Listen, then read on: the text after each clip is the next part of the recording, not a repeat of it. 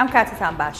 ئەمڕۆ وەزارەتی دارایی هەرێمی کوردستان یەکەم لێدوانی لەبارەی موچەی مانگی ئایارەوە بڵاو کردەوە کە پێدەچێت ببێتە دوایین موچەی فەرمانبەرانی هەرێم بەر لا جێبەجێکردنی یاسای بودجە. پێشتر محەممەد سوودانی سەرۆکوەزیرانی عێراق زیاد لە جارێک جەختی لەوە کردبووەوە کە دابەشکردنی موچەی فەرمانبەرانی هەرێم لە ئەستۆ دەگرن و حکوومەتی عێراق پابەند دەبێت بە ناردنی موچەی فەرمانبەرانی هەرێم وەکو هەر پارێزگایەکی دیکەی عێراق. ئەگەر ئەم بەڵێنەی سوودانی ببێتە کردار و یاسای بودجە جێبەجێ بکرێت، ڕەنگە ئەمە دوایین مانگ بێت فەرمانبەرانی هەرێم لە چاوەڕوانی بڵاوکردنەوەی لیستی وەزارەتەکاندا بن.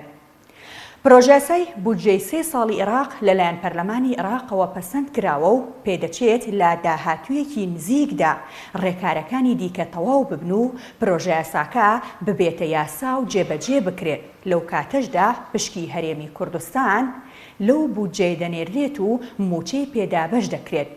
کەمێک لەمەوبەر وەزارەتی دارایی هەرێم ئاشکرای کرد کە ئەو 400 ملیار دیناری بەغدایان بەدەست گەیشتووە کە دوێنێ خراپووە سەر هەژماری بانکی وەزارەتەکە. وەزارەتی دارایی هەرێم بەبێ ئەوەی لیستی وەزارەتەکان ڕابگەێنێت تەنها نووسیوێتی کە لە ڕۆژی یەکشەممەی داهاتووەوە دابەشکردنی موچە دەست پێ دەکات و وەزارەتی تەندروستی موچە وەردەگرێت.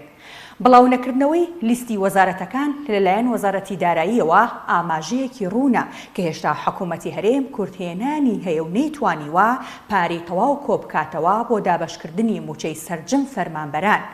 حکوومەتی هەرێمی کوردستان پێویستی بە زیاتر لە 900 میلیارد دینار هەیە بۆ موچەی هەموو مانگێک. ئەگەر ئێستا 400 میلیارد دیناریان لە بەغدادەوە بۆ هاتبێت و داهاتی ناوخۆ و یارمەتی هاوپەیمانانیش نزیکەی 226 میلیارد دینار بێت، کەواتە هێشتا نزیکەی 300 میلیارد دینار کورتهێنان هەیە.